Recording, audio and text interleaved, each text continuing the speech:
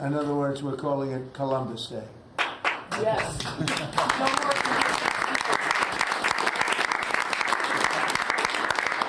That was the press that broke out in applause. That was, can you believe that? I've never seen that happen before. The press actually broke out in applause. Good. Columbus Day. We're back. Columbus Day, we're back, Italians. We love the Italians. Okay. Thank you, Mr. Thank you. President. Great. Thank you very much. Have a good one, sir. So we covered Scandinavia and Italy. Not bad. Now for the rest of the world. So I want to thank everybody for being here. As you know, last night we reached a momentous breakthrough in the Middle East, something that people said was never going to be done. We ended the war in Gaza and really, on a much bigger basis, created peace. And I think it's going to be a lasting peace, hopefully an everlasting peace. Peace in the Middle East. We secured the release of all of the remaining hostages, and they should be released on Monday or Tuesday. Getting them is a complicated process. I'd rather not tell you what they have to do to get them.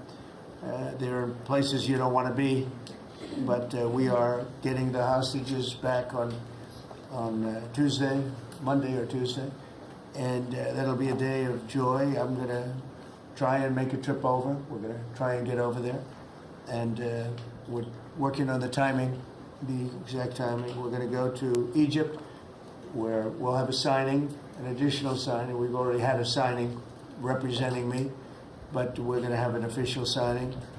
And the amazing thing is all of the countries over there, from Qatar to Saudi Arabia to UAE to all of them, I mean, the rich ones, the less than rich ones, they've all come together, something which is amazing, actually.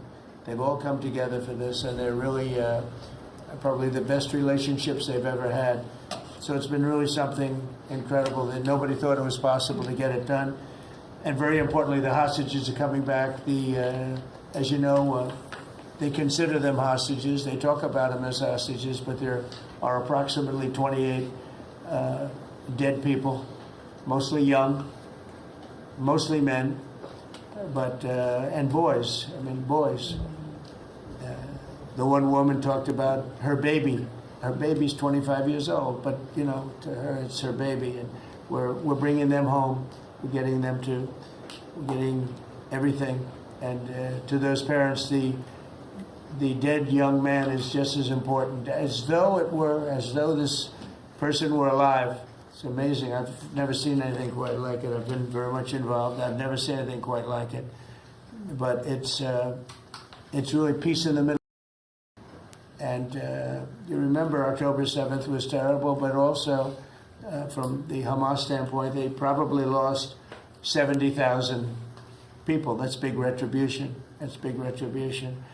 But at some point, that whole thing has to stop, and we're going to see to it. Gaza is going to be slowly redone. You have tremendous wealth in that part of the world by certain countries, and just a small part of that, what they make will do wonders for Gaza.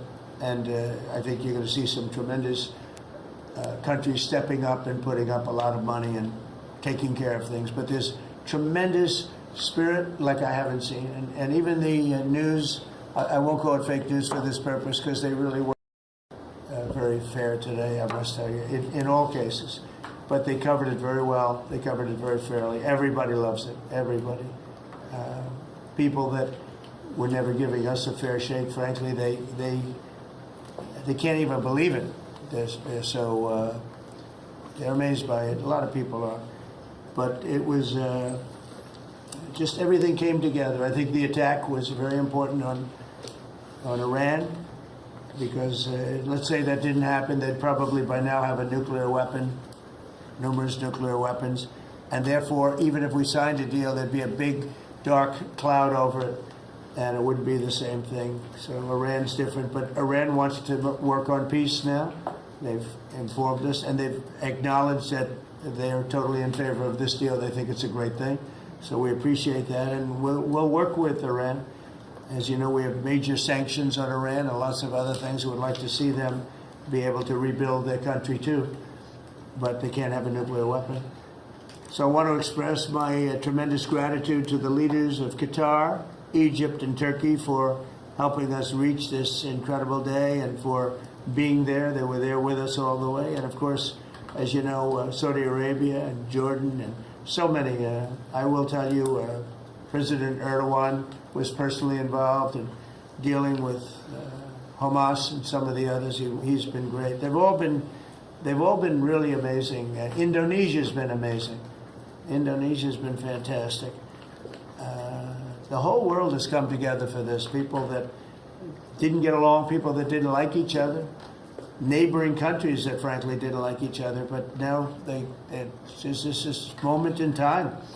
So we look forward to welcoming the hostages like you can't believe home to their families, and that'll take place early next week.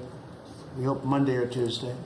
And all Americans should be proud of the role that our country has played in bringing this terrible conflict to an end. And I want to thank, some of the people, JD, you were fantastic, and Pete, you were great. Marco was fantastic. Some of you were very much involved. I'm looking around. So indirectly, I think almost everybody in this room was involved. Susie, I want to thank you very much. You were incredible. You've done an incredible job. So, and yes, John, what you've done was invaluable. CIA, John Ratcliffe, and he's done an incredible job. So I want to thank you all, and if I'm missing anybody, I apologize, but you've been amazing. And then you have Steve Witkoff, who worked so hard. And you remember we settled 7, this is number 8, we settled 7 wars or major conflicts, but wars. And this is number 8. And the one that I thought would be maybe the quickest of all would be Russia-Ukraine, and I think that's going to happen too. But in the meantime, they're losing about 7,000 people a week, and that seems pretty bad. They're losing mostly soldiers, young soldiers. They're getting killed. And while it doesn't affect us in a lot of ways, we've got a big ocean in between, you don't want to see that happen. It was a big mistake. That war should have never happened. It would have never happened if I were president.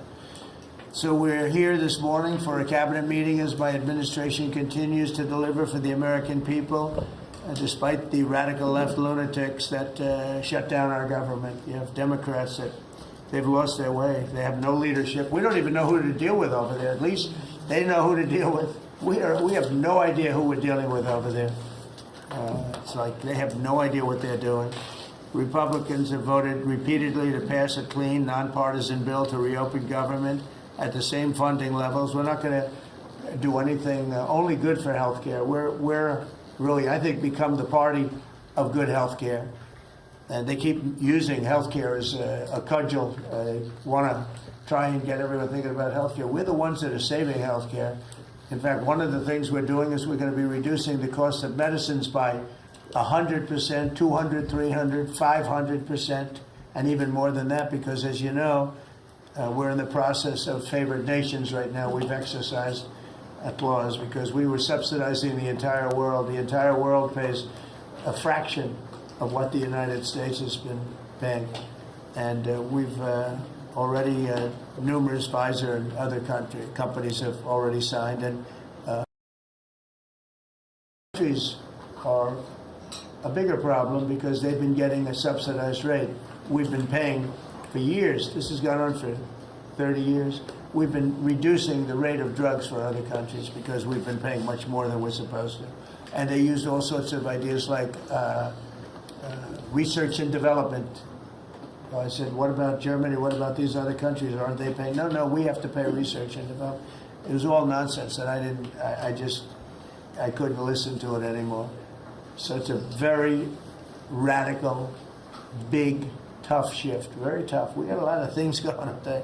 But, you know, and you probably heard me say this in my first term, I think it was my 3rd year, we reduced drugs from the beginning of the year to the end of the year.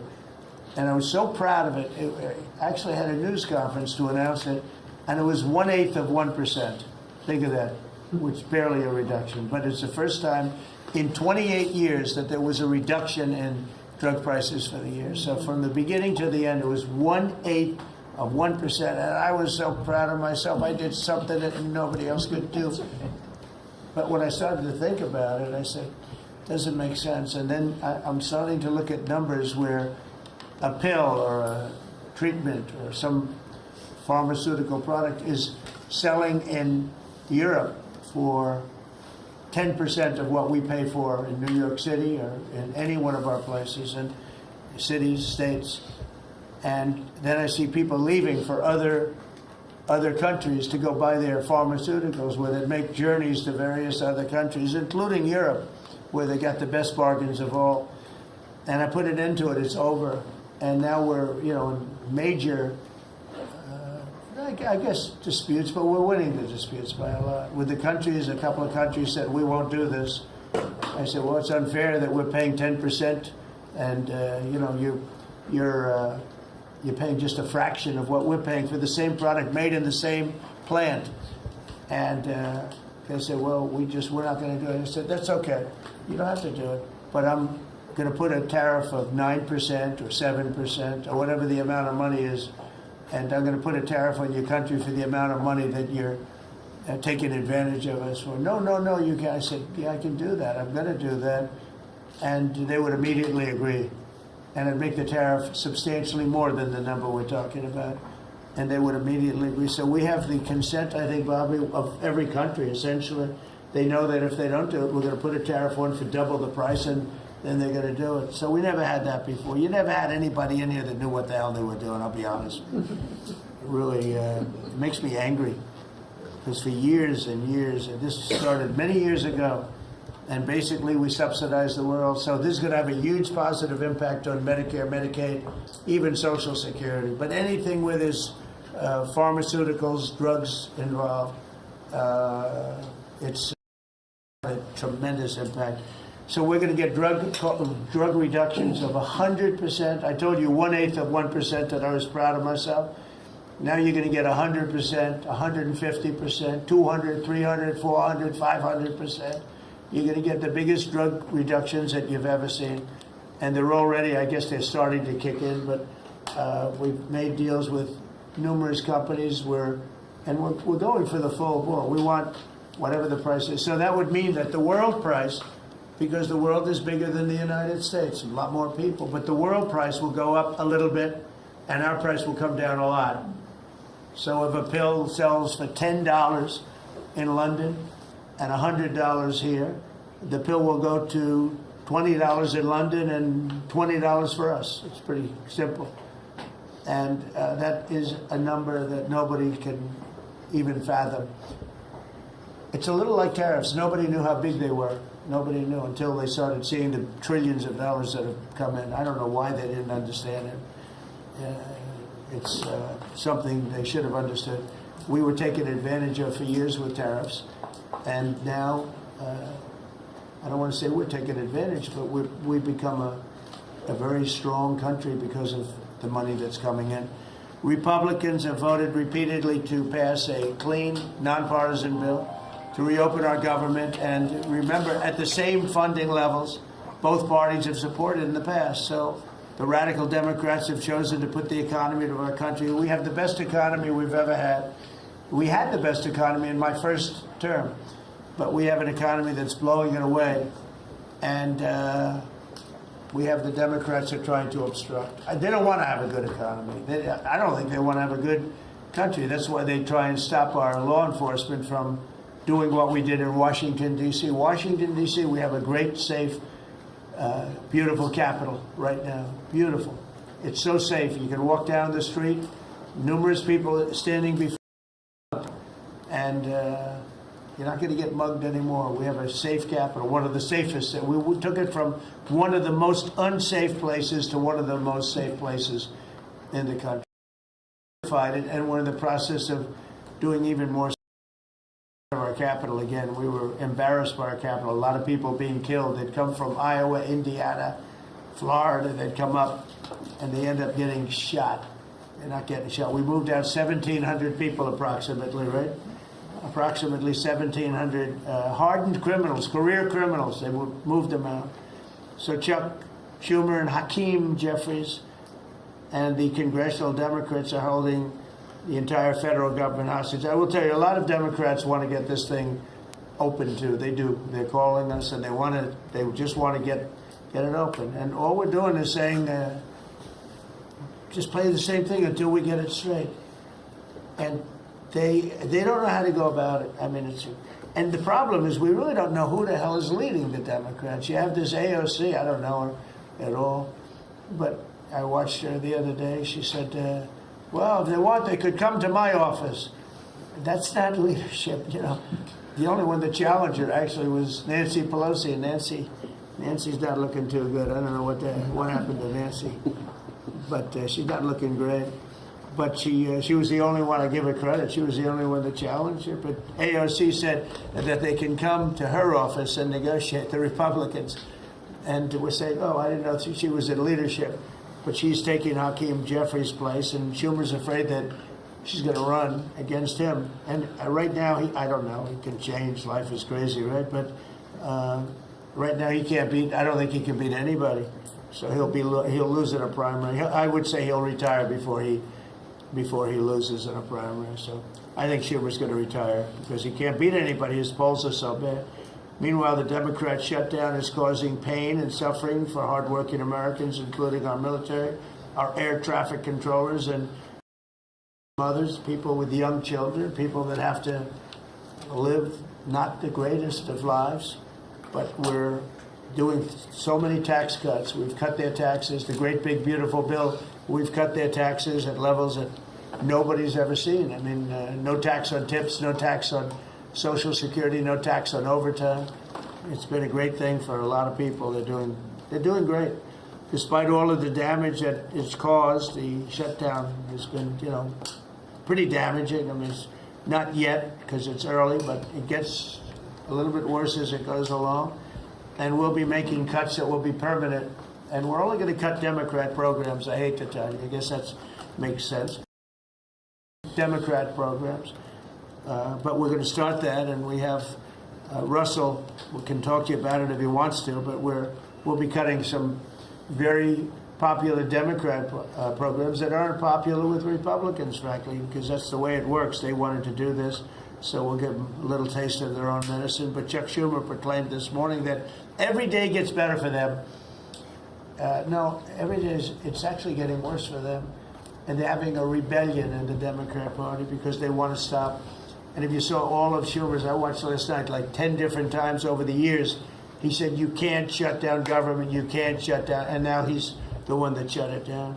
So this is a confession that he's acting not to serve the people, but to serve the partisan interests of his party. And I don't think he's serving them well because they're way down. Look, they just lost an election in a landslide. You know, it was interesting. I watched Kamala, who was a sad figure. I watched her the other day saying the election was very close. I said, no, the election was a landslide. We won the popular vote by millions. We won the Electoral College by, I think, 312 or 315 to 220 something. But there's another one that we won that's probably, that's why when you see the maps are completely red. It's counties. The counties, we won at 2,505 to 525. So 2,500 to 525. That's called one of the greatest, biggest landslides in history. And that's one that people are using now as a primary. But literally, when you see it colored in, the entire country is red representing Republicans. So, you know, they go around, they just lie. They just lie. And everything's a big lie with them. Well, the other side, and the other thing I don't understand is, Christie, I looked at crime numbers in Chicago. They're through the roof. And I have a governor who stands up every day and tells us how wonderful Chicago is. It's just a lie. It's like a con job. It's like Gavin Newsom. He says how well he's doing in California, and they're doing terribly. Population's getting smaller. People are leaving. And other people are coming in, and, you know, I wouldn't say it's an even trade. While the other side is focused on playing games, the Trump administration is focused on creating jobs, bringing down prices, and we've really brought them down a lot. That's the other thing. We're bringing down prices a lot. We're bringing down grocery prices, but the big thing is energy. When you bring down energy, everything comes down. and the energy prices are way down. I see we're down to about $61 now a barrel, and what gasoline's going to be, I think gasoline's going to be below $2 at some point in the pretty near future. It's very low, much lower than it was under Sleepy Joe. And we're restoring law and order in our country. We're restoring it here, but we're restoring it right now. We're in Memphis. We're going to Chicago. We're going to other cities. Many governors are asking us to, including Democrats are trying to ask. I don't know what the big problem is. If I were a Democrat governor, I'd be saying, whatever you can do to get crime down, I'll take anybody. You can bring them in I don't care who it is. A lot of people said that. They interviewed women, these beautiful women in Chicago, black women with a MAGA hat, a red hat. They said, we don't care who he brings in here, but this place is really dangerous. We just want crime to stop. It's true. They don't care. You know, they don't differentiate between the National Guard and the Marines. They don't care. They'll take anybody. And that's the way it is. I mean, they want what we did in D.C., they want to happen to them. And it's happening in Memphis already. I see in less than a week, the numbers are really good. And it'll be great. And we'll fix that. We'll go to various other places, and we're going to be stopping crime in our cities.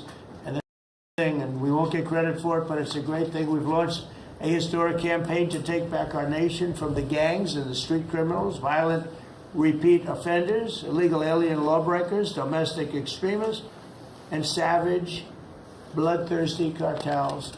And very little, by the way, is coming in by water, in case you haven't known. The drugs aren't coming in by water. In fact, we can't even find any boats in the water anymore. We had boats, we were like a subway train loaded up with drugs. Every single boat that you see getting taken out kills 25,000 Americans. Think of that.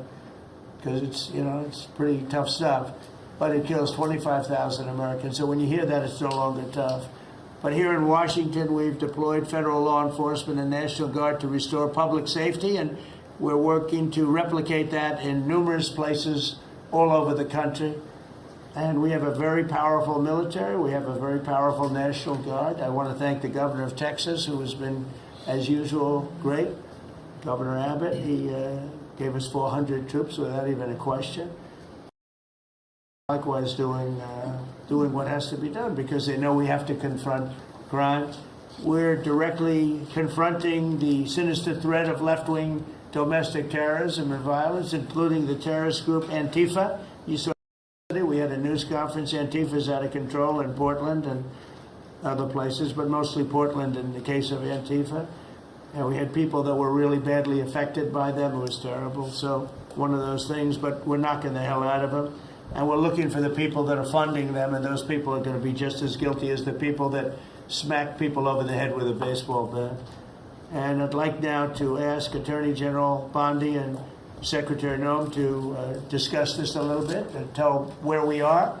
And then we'll go around the room. We'll go quickly. We're going to go quickly if we can, because we have a lot of things to do, including I won't be spending that much time here because I'll be leaving fairly soon for Middle East. And I'm very honored to be involved with that, I'll tell you. It's a great thing for our country. People are so happy about it. I've never experienced anything quite like it. I've never seen so praise for being able to do something. No, it's something that nobody thought was possible, and we're going to end up having peace in the Middle East. Who would have thought? So, Pam, could you start, and then Christy, please. Sure, President Trump, and despite the Democrat shutdown of our government, our law enforcement officers are out there working without paychecks, round the clock, to keep and make America safe. Secretary Hegseth and I were recently in Memphis. We had 1,100 law enforcement officers in one room with us. The Memphis PD, they were the happiest to see us, don't you think, Secretary Hegseth, of anyone. We had ATF, DEA, FBI, U.S. Marshals. I'm not sure if our park police were there. We had Treasury, Secretary Bessent, and of course we had Secretary Noem's Homeland Security, all working together with the Guard. They were so happy to have us there. We've been making arrests left and right. So far, we made 562 arrests and seized 144 illegal guns just in the short time we've been in Memphis. And many of these people are career criminals. And when you take them out of a place, your crime rate just goes down. These people commit crimes every single day. They're sick. And we're taking them out. In some cases, we're bringing them back to their countries where Biden allowed, with the stupid open borders that we had in our country, to come in. But they're being brought back to other places, or they're being put in jail, but they're career criminals.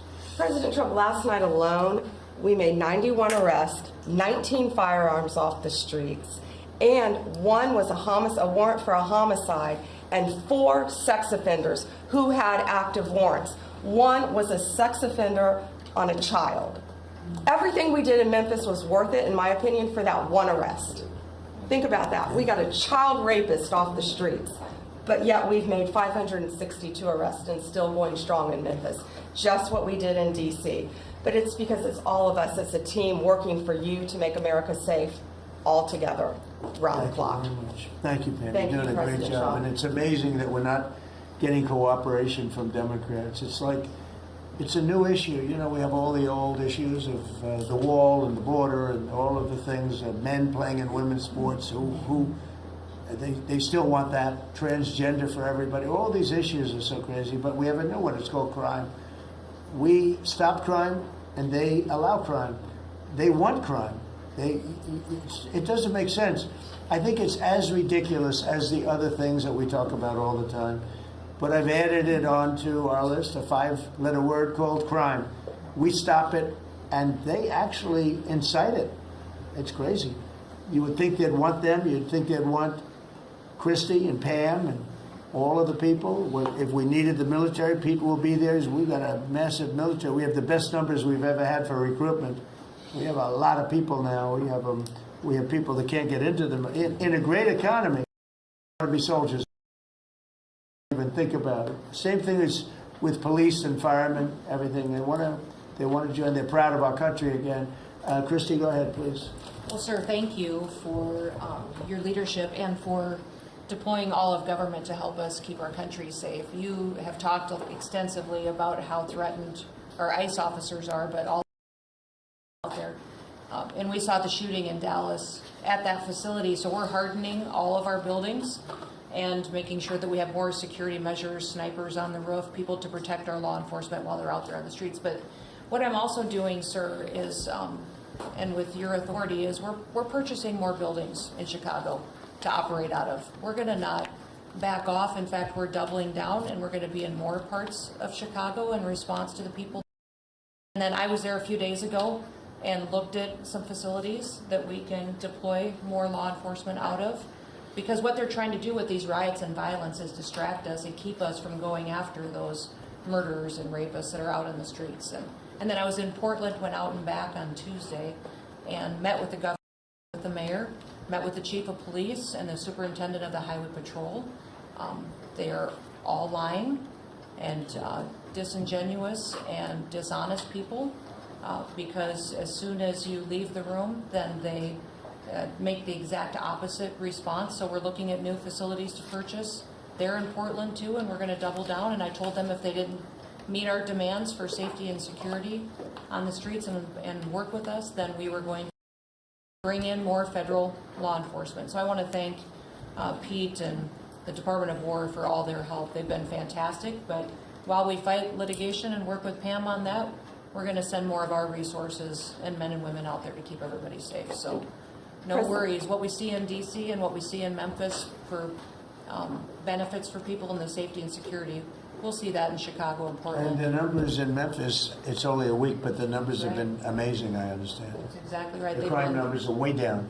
fantastic, and it shows what a partnership can be between local law enforcement and the federal government. And if we have to do it the hard way in Portland and Chicago, we will. But the people That's demand fine. And the President safety. Trump, my lawyers are in court right now as we speak for you, arguing in Chicago and Portland to keep them safe, to bring in the guard.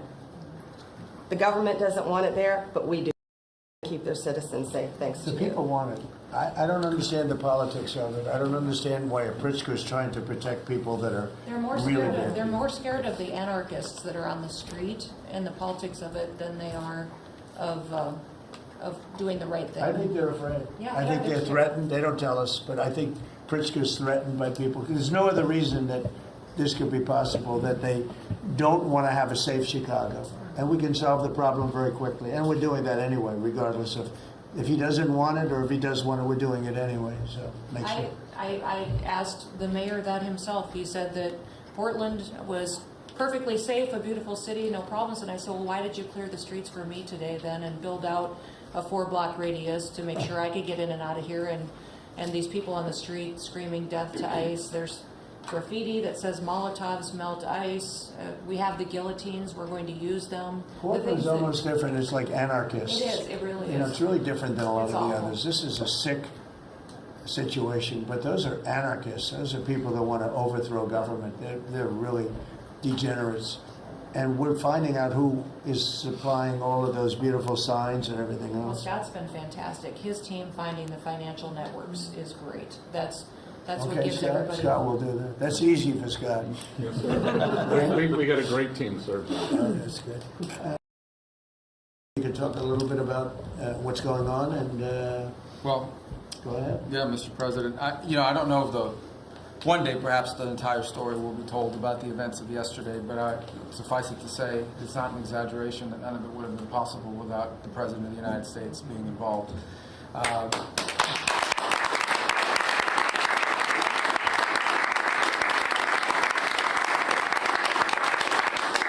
It really began with your trip to the Middle East, where these relationships were forged with partners in the region, personal relationships, close relationships that created the foundation where all of this was possible.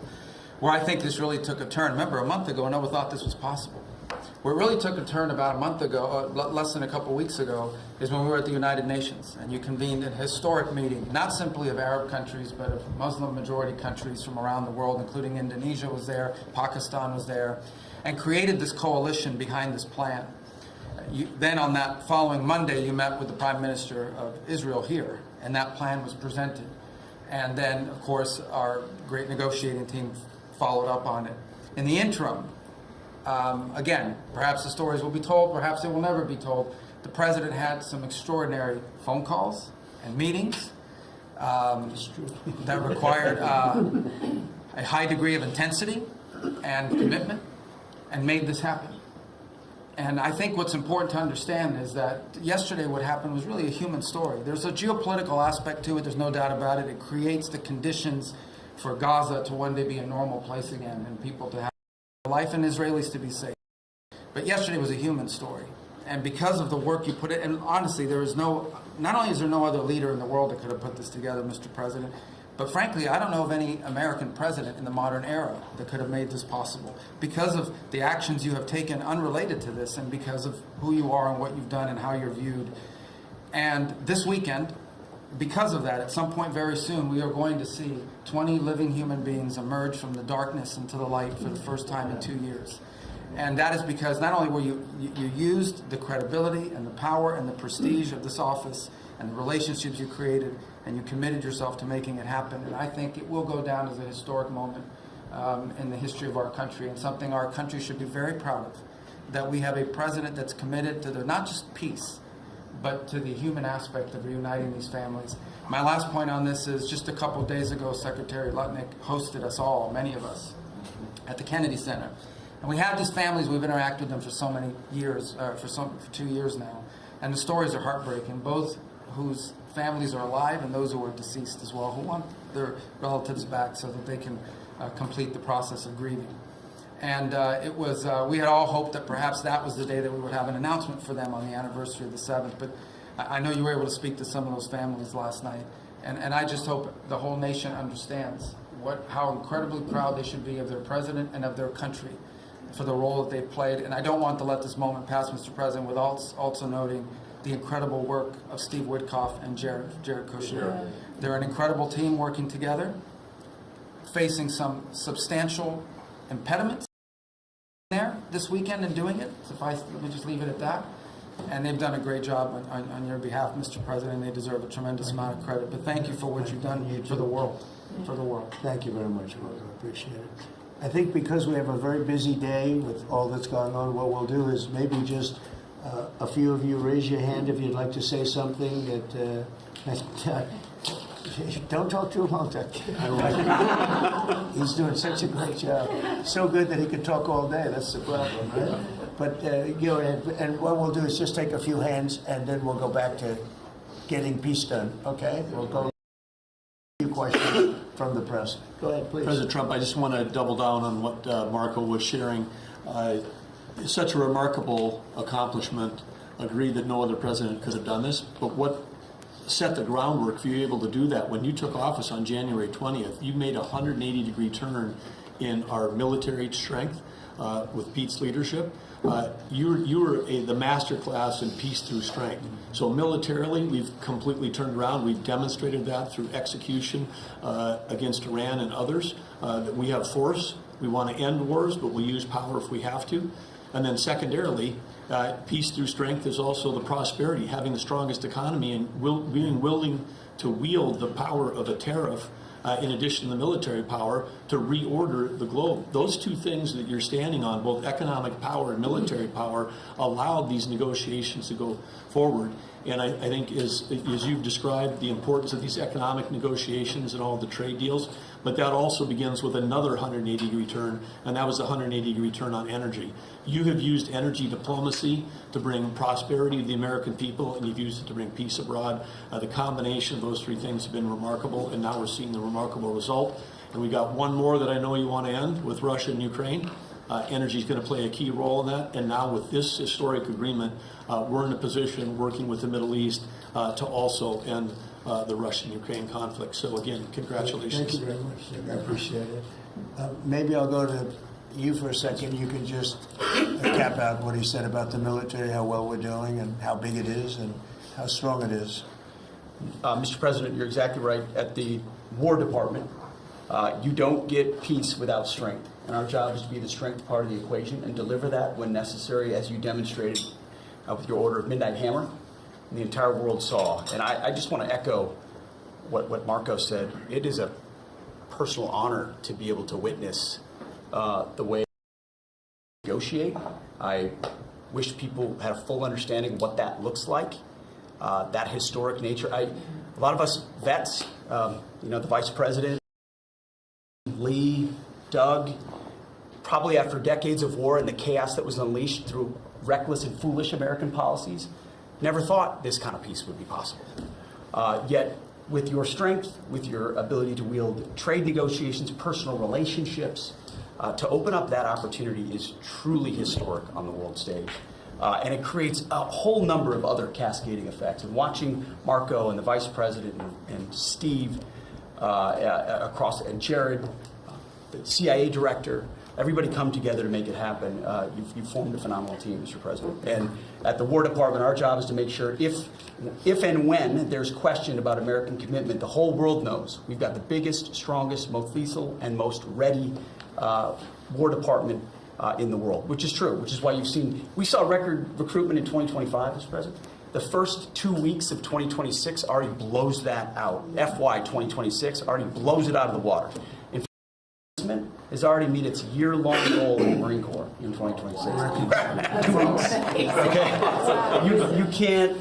There's no other way to create that kind of love and enthusiasm than with your leadership, sir. And it is an honor to work with Pam and with Christy and the cities across the country to make sure American citizens and law enforcement are protected with our National Guard. But that's a core mission. And last thing, Mr. President, on the southwest border, the first group that rotated in to lock down that border to 0 crossings is now rotating out, and with a new border medal, the Southwest Border Medal, or it's actually called the Mexican Border Medal, revived from 1918, that will be pinning on their chest. So thank you for renaming the department, and we're trying to live up to it every day. Thank you, sir. I mean, think of this. We have record numbers of recruitment. 1 year ago, there were stories, front-page stories, so we couldn't get anybody to join the Army, Navy, Air Force, Marines, Coast Guard. My beautiful, I call it our beautiful Space Force. I love our Space Force. It's turned out to be very important. But we couldn't get anybody to join. Nobody wanted to join, including our police and fire. They didn't want to join anything.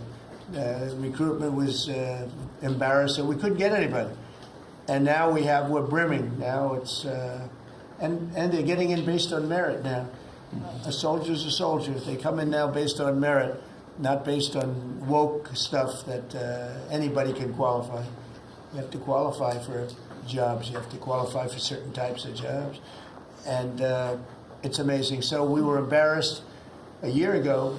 Think of it, a little bit more than a year ago. I think it stopped on November 5th. I think it really started, this all started on November 5th, the election day.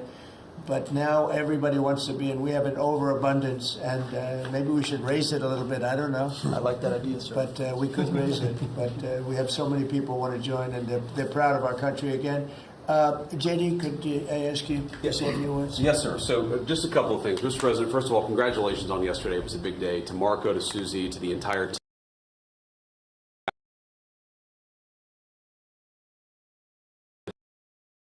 Life experiences that he brought to the table. He also, of course, knew one of the most famous Palestinians in the world, Chuck Schumer. And I think without that background of knowledge, it would have been impossible to get us to this moment. Second thing I would say, just on Chuck Schumer, the president mentioned this, that Chuck Schumer said this has been very good for us this morning about the shutdown. One of the things that we talked about before all the media came in, and that all of us are going to work on for the rest of the day, we've been working on for days, is how to make the shutdown as painless as possible on the American people. So while Chuck Schumer brags about this being good, and I think the president is right, it's not good for him politically as much as he might think that it is. It's causing real consequences for the American people. There's a low-income food program, the WIC program, that my mom actually used when I was a baby. That program is about to be underfunded, and it's about to get cut off because Chuck Schumer won't open the government. We have troops. The Secretary of War mentioned how well we're doing on recruitment. We're trying to figure out how to pay our troops because Chuck Schumer is shutting down the U.S. government. There are veterans benefits that are going to suffer. There are Americans that are going to suffer because Chuck Schumer refuses to do his job. So while we're all celebrating this incredible success that we've had on the world stage, the country could be doing so much better if Chuck Schumer did his job and opened the government. Every single Republican, except for Rand Paul, has voted to open the government. A few moderate Democrats, to their credit, have voted with us to open the government. We just need 5 more Democrats to come to their senses and let the people's government serve the American people. I hope that they'll do that. Thank you. Thank you, sir. Chris? Yeah, to follow up on that point, Mr. President, the Democrat or Schumer shutdown did not begin 8 or 9 days ago. It began 8 or 9 months ago with your inauguration. For the first time in American history, every Senate confirmed appointee who were our deputies to run our department, every one of them has been filibustered. One of the critical parts of my department is the National Security Administration. It maintains, manufactures our nuclear weapons and our engines for nuclear submarines and nuclear aircraft carriers. We are a key supplier to Secretary of War Pete Hegseth. They filibustered, the Democrats filibustered the leader, the administrator of the National Nuclear Security Administration, would not let him come into my department until the Republicans 2 weeks ago changed the Senate rules so they could confirm him and we could have a leader. They filibustered the leader. Now they're filibustering the funding. In the next 6-7 days, we're going to run out of funding, and the retooling of our nuclear stockpile, the ultimate guarantor of our sovereignty, is going to be underfunded, and we're going to have to slow down and creep to us crawl these efforts. Just incredibly irresponsible for Schumer to worry about his own reelection and not the 340 million Americans that count on the efforts of our military and all of our departments. It's truly offensive, and we need to bring it to an end as soon as possible. Let's open the government back up. And you're doing a great job. Thank you very much. Bobby, did you want to say something? You got a lot of things happening. A lot of things. A lot of very positive things, actually. Mr. President, I'm glad you're getting accolades on the Mideast peace agreement. You should also get bipartisan accolades on the MFN agreement. It is a historic agreement that's going to benefit every hardworking American. It's going to lower the price of drugs for every American. By the time this administration is over, we will have 95% of the drugs in this country will be the lowest price in the world. It immediately begins to affect Medicaid, Medicare, Social Security, the other government programs. I remember when I went through the confirmation process, and the principal preoccupation of the Democrats during that process was whether I would continue the IRA negotiations on drugs. The Democrats negotiated 10 drugs. I'm supposed to negotiate every year 15. The 10 that they negotiated, they claimed to get a 22% reduction, but it was a lie. It was 22% under the list price, which was actually higher than the price we were getting. Medicaid, Medicare ended up paying more for those drugs than they were paying beforehand. They only got a benefit on one drug. One was tied. 8 of them were low. So they should be applauding what we're doing now. We're doing something that every administration, Democrat and Republican, has been saying that it was going to do for decades, and you got it done because you understood the power of the tariffs. We had leverage over these companies. And you did it in a way which you asked us to do, to negotiate in a way that was not going to stifle innovation, that was going to make sure that those companies could bring their production home, and they are doing that. And it was a profound success. It will affect every American for 100 years. And you should be getting bipartisan accolades on that. I'll say one other thing about Tylenol, only because of this. This morning before I came in here, somebody showed me a TikTok video of a pregnant woman at 8 months pregnant. She is an associate professor at the Columbia Medical School. And she is saying F Trump and gobbling Tylenol with her baby in her placenta. And the level of Trump derangement syndrome has now left the political landscapes, and it is now in the realm of pathology. And a mother could overwhelm millions of years of maternal instinct to put her baby at risk. And all you have to do is look at the studies which you and I talked about. It's not dispositive that causes autism. It is so suggestive that anybody who takes this stuff during pregnancy, unless they have to, is irresponsible. There are 15 rodent studies. Every one of them shows if you give it to the mother, the babies, and particularly the male babies, have profound neurological and behavioral changes. There is a study from Johns Hopkins on cord blood where they divided women into 3 categories: those who had the least acetaminophen in their cord blood, and those who had the most. The ones with the most had 3.6 times the rate of autism in their children. The middle category had 2.2 times, so it's a dose-related response. And there are dozens of studies that show the countries that use the most have the highest level of autism. Cuba has the lowest level in the world of acetaminophen use, and it has the lowest autism rate in the world. So this is not dispositive. It is not proof. We're doing the studies to make the proof. But in the meantime, the precautionary principle should apply. And any mother who is taking this stuff during pregnancy just to get back at Donald Trump is doing something that is pathological.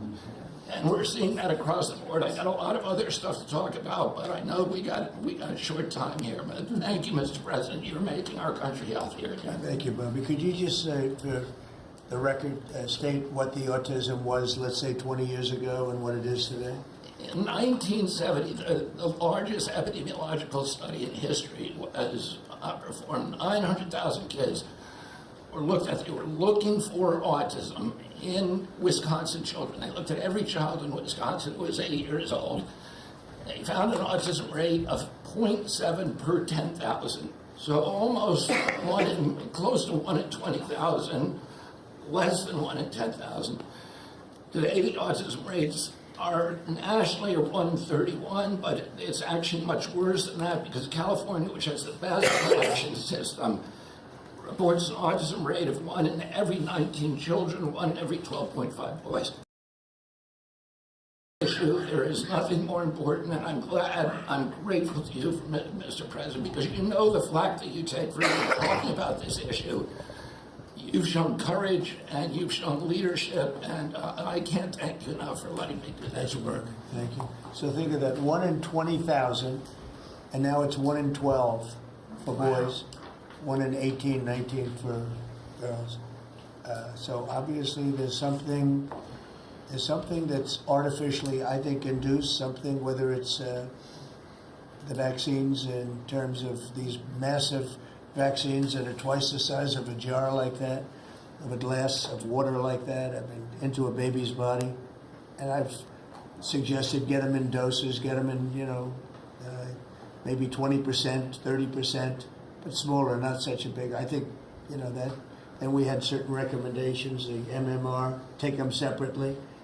The measles is already separate now, and it works out much better, but there doesn't seem to be any impact if you take it separately. If you take it as a combination, it's not so great. And some other things, but I would say don't take Tylenol if you're pregnant, and when you're, don't give it Tylenol. If you can avoid it at all, just don't give it Tylenol. I'll say this Really, also. what do you have to lose? You really don't have much to lose. Yeah, go ahead. There's also there's many other confirmation studies. There's 2 studies that show children who are circumcised early have double the rate of autism. It's highly likely because they're given Tylenol. So, none of this is positive, but all of it is stuff that we should be paying attention to. But, there's a tremendous of proof or evidence, I would say, as a non-doctor, but I've studied this a long time ago. I met Bobby in my office 20 years ago, and I was a real estate developer. It bothered me that it seemed to be getting worse, but it's so bad now when you hear these numbers. It's not even really sustainable. I don't know how people do it, but there is some very strong evidence on Tylenol. In fact, at one point, I guess the company gave a warning.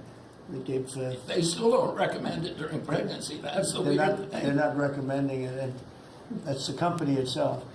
So just don't take it. Don't take it. If you're a woman, don't take it, and don't give it to the baby when the baby's born, and I think that's going to have an impact.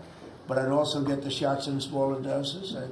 There are a few things, we gave a few things that just seem to be, and I think you'd get that number way back up. Think of it. You have 1 in 20,000, and now it's not even believable when you think that 20,000 drops to 12 children. So that's induced by something that's given or taken, and it should be able to be stopped. And you're talking about the Pennsylvania Dutch, you were talking about the Amish, where they don't take any of this stuff, and they have virtually none, right? They have no autism. So we're doing something very bad. Somebody's been given some bad things. Other countries, by the way, we have 82 vaccines that we give simultaneously. And I'm a vaccine believer, by the way. I believe in the polio vaccine. I believe in a lot of vaccines. But when you give 82 vaccines in a shot to a little baby that hasn't even formed yet, it's a lot of vaccines. And in Japan, they give a much smaller number. In Germany, they give a much smaller, like 28 vaccines. That's a lot too, but 28 is a lot different than 82. So, but I would say on the Tylenol, don't take it, and that will be.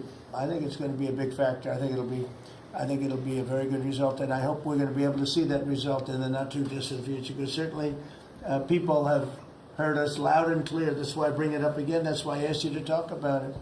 Because this is a horrible thing, and if you don't take it, I mean, you have to tough it through sometimes. There are other things you can do, but you have to tough it out. It's easy for me to say, but I think you're going to see numbers that will be it'll be so significantly improved, and maybe fully improved. I mean, there's something there, there's something going on, and we have to address it. And so I'm addressing it the best I can as a non-doctor, but I'm a man of common sense. Okay, any other questions? I'd like to comment on the workforce. Mr. President, a lot of people are calling to give you the Nobel Peace Prize after this peace deal that you managed to achieve in the Middle East. First of all, your opinion on that, and I was wondering about your trip to the Middle East, if you can tell us if you're considering to speak at the Knesset, at the Israeli Parliament. Well, they asked me to speak at the Knesset, and I've agreed to. If they would like me to, I will do it. It's the first time a president has ever done that, so that makes it very interesting, right? Yeah. But yeah, so I will do it if they want me to. They have asked me to do Thank you. Families of hostages are out in the streets in Israel dancing and crying tears They're of all joy. dancing in the streets. Right now, they're dancing in the streets. They're so happy. Everybody's happy. They're dancing in the streets of Arab countries, Muslim countries. I've never seen anything like it. Everybody is happy. It's been really amazing. Thank you. President Trump, on the international peacekeeping force that's going to be deployed to Gaza soon, do you expect that Pakistan, Turkey, other countries to contribute forces? Has that become firmed up? And also on the shutdown, it seems like in the House there's a majority support for a temporary extension of the Obamacare subsidies, perhaps minus the funds for illegal immigrants. Is that how you see the deal to end the shutdown happening? Well, I see the deal just getting extended as we continue to talk. But we're willing to pay because we're paying. You know, it's very simple. We're paying. The Democrats are the ones that caused this problem, and it's a big problem for them. And they have a lot of break in their ranks. But so I see that, you know, I think that'll get worked out. But we want to get back before we do this. We don't want to have a gun held to our head. We don't like that, and the public doesn't like it either. So we want to get back, and I think it's going to work out. I think it's going to work out very well. It's something that shouldn't have happened. This was supposed to take place before the election. You know, this was supposed to take place on September 28th before the election. We shouldn't even be talking about this right now. This is actually something that shouldn't have even happened. Yeah, please. Mr. President, looking ahead, what guarantees Hamas disarms and that Israel doesn't resume bombing once the hostages Well, are the first released? thing we're doing is getting our hostages back. Okay, and that's what people wanted more than anything else. They wanted these hostages back that have lived in hell like nobody has ever even dreamt possible. And after that, we'll see. But they've agreed to things, and I think it's going to move along pretty well. But what is phase two? When does it I'm not begin? going to talk about that because you sort of know what phase two is, but there will be disarming, there will be pullbacks, there will be a lot of things that are happening. You know, I gave you a whole list of 22 different things that will take place. And I think it'll take place, and I think you're going to end up with peace in the Middle East. But we have to get our hostages back.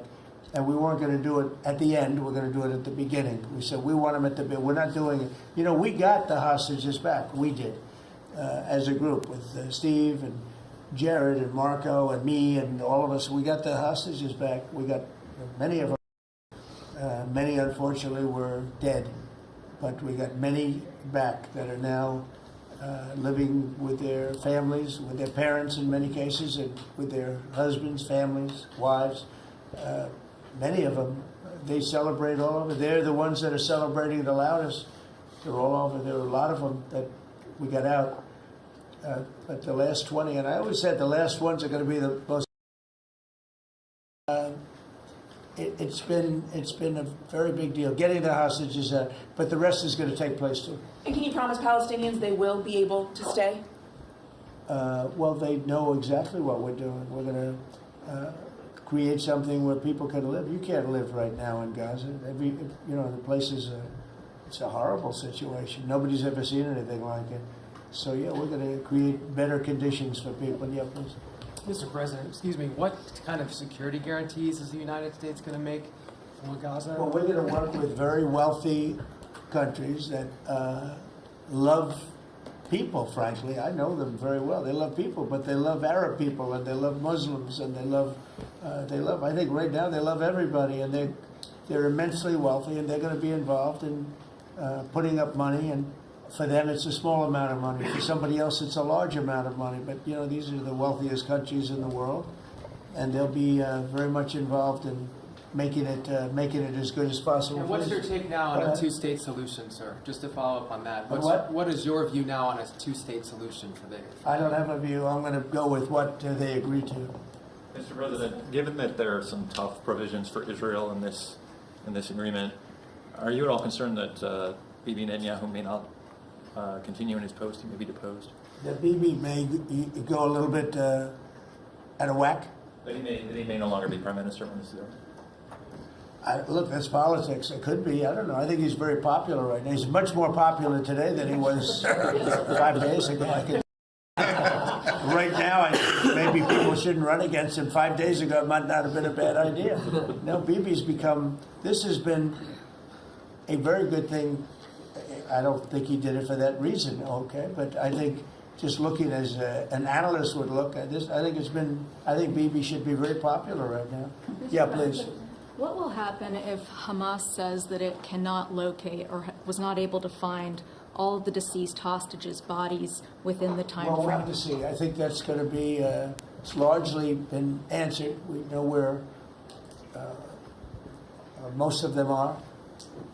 Actually, the bodies are a bigger problem because some of the bodies are going to be a little bit hard to find. It's a terrible thing to discuss even, but you understand, we're all people, we're grown-ups, we understand life. Nobody can understand this stuff because this could have taken place, but we have the hostages for the most part, and so I don't think it's going to be overly big. The situation with the bodies, you know, they say 28. Some are going to be a little bit hard to find, but we're going to do the best we can. Yeah, please. If they don't find them within the time frame. Please. Thank you, sir. Regarding Jared Kushner's role in the negotiations, can you explain a little bit about why he came on at the last minute? And then in regards to the WIC program that the Vice President mentioned, do you know when the funding that you promised through the tariff revenue will actually go through to communities? Because there's reports that WIC providers are actually starting to close down today. Well, okay, let me just answer the Jared. So Jared's a very smart guy. He did the Abraham Accords. Abraham. Which I love the way that sounds, but he did the Abraham Accords. It was a great thing. 4 big countries joined. If I were president, if the election would have been a correct election, which it wasn't, you'd have every country in there. Maybe even Iran would have been in there, frankly. But you'd have every country in. Now, by the way, that's going to be filled up rather quickly. People want to join the Abraham Accords. And I put Jared there because he's a very smart person, and he knows the region, knows the people. And the combination of him and Steve Witkoff and Marco and Cooper, who as I hear has been fantastic, and others that were involved. JD was very much involved. I mean, we had a very smart group of people working. We had a lot of different players, different countries, and very diverse countries, very different from each other.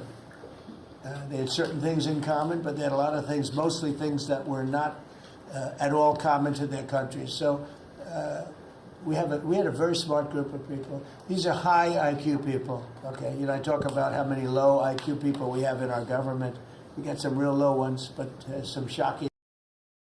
But these are very high IQ people, and that's what we want. I like high IQ people. Yeah. Mr. President, thank you. Can I ask you about the China?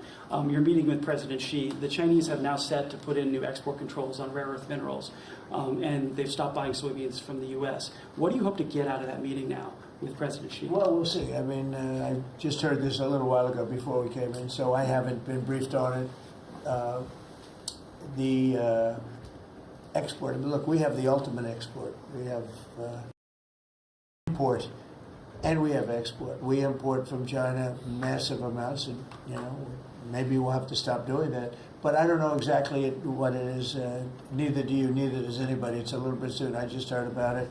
So Scott and Howard will figure that out, and I'm sure we'll be able to handle it. Can I ask you about the soybeans? What is the plan to help farmers? Is it direct checks? Is it tax? Have you sorted that out yet? Well, what happens with soybeans is we're going to see more and more, I think, opening up, and part of the reason that we'll be he's got things that he wants to discuss with me, and I have things that I want to discuss with him, and one of the things is soybeans. I had a great deal with China where they would buy $50 billion worth of our farm product and manufacturing and other things, but farm product.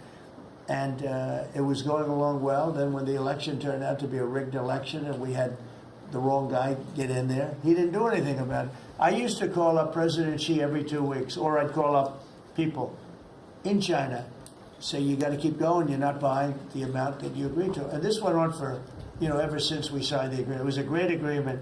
So they used to do 15 billion, and I got it up to 50 billion, 50, and it was great.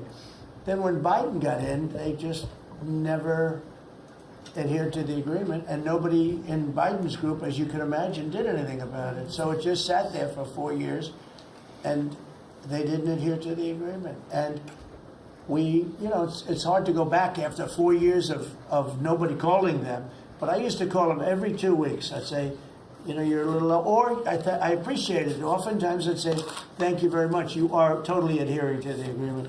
But we had an agreement. They would buy $50 billion worth of our product, mostly farm product. And remember I said to the farmers, buy larger tractors and more land. And that's exactly what happened. They did well. But we do suffer. I'd like you to discuss that maybe for a second, Brooke. Sure. Very quickly, by the way. Yes, sir. But would you just talk about how Biden let us down? Biden, every single thing, every problem the farmer has is because Biden didn't do anything for 4 years. Go ahead. No, I think that's right. This president has been unequivocal in his support of the farmers. First of all, in term one, we worked on it so hard and opened up markets, but especially this term. But here's what everyone has to understand. The farm economy is in a very uncertain time. But that isn't because of the current trade negotiations, although certainly the China part is part of that. But we inherited a slew of issues. First of all, as the president said, when we left Trump 1, we had an agriculture trade surplus. When we came back for Trump 2, it was a $50 billion ag deficit. That isn't everything, that's just agriculture. The second part is the cost of inputs for our farmers increased on average between 30 and 38%, but that includes fertilizer, it includes fuel, it includes interest rates, it includes labor. All of this came about under Joe Biden, a 47% increase in the cost of labor that now Secretary Chavez-DeRimmer and Noam and I are working on. Fuel is coming down, thank you. Interest rates, thankfully, are coming down. A 73% increase in interest rates for our farmers. They couldn't get loans to make sure that they could move forward. So that's all really, really important. And I think we have to realize what the president's commitment is this, that we are moving into an era of rural prosperity, of a golden age for our farmers in rural America. The trade renegotiations and the trade realignment that Jameson and Scott and Howard have led with the president's leadership is unlike anything that's happened in the history of our country. And those that will benefit the most are the original Americans, our farmers and our ranchers. The president has committed, if we need a bridge, he has talked about that to get us from the Biden years to the new Trump era. That's what we're working on every day. We've got to get the government reopened so that we can move forward on that. And once we do, we'll be able to move out a significant program to help our farmers. Long term, we have to change this hamster wheel of government. We've got to ensure that the farmers have the market to sell, and it's a national security issue and onshoring a lot of the food as well. Okay, so, sir, thank you. Thank you, everybody. I think that's enough. Thank you, Thank you, Thank you. The country is doing very well. Thank you very much, everybody. Thank you, Thank you. Thank you. Let's go. Thanks, guys. Let's go. Head out. Thank you. Thank you. Right this way. Thanks, guys. Grab the camera. We can come back. You head out. Of course. Check them out.